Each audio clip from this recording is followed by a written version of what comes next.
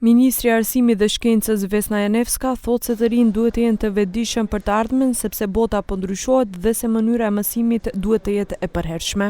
Знаењето за нив е суштинска потреба, тоа е живот и дека колку повеќе вештини стекнуваат, толку е подобро за нив. Po çfarë do të bëjmë për përmirësimin e sistemit arsimor?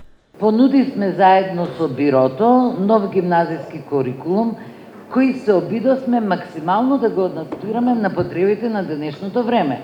И понудивме бизнис, право, предприемништво, вештачка интелигенција, нешто што е актуелно и им е потребно, зелена агенда за чување на екологијата, значи се она што во моментот е приоритетно. Arben Jusufi, drejtori ekzekutiv dhe bashkëthemelues i Institutit Leoron, tha se për disa vite kompanitë do të kenë nevojë për punonjës me aftësi të reja bashkëkohore. We have to start designing the long-term strategy, and especially now with the AI transformation that is happening, we have to start building the public education strategy, having in mind the end game.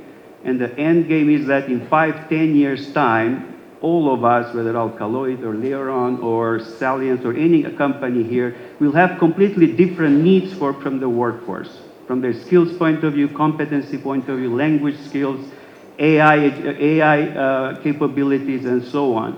Diskutimet me temën edukimi së ardhmes, ndërtimi i liderëve, mendimtarëve dhe inovatorëve u bën në kuadër të samitit të 14 Maqedonia 2025.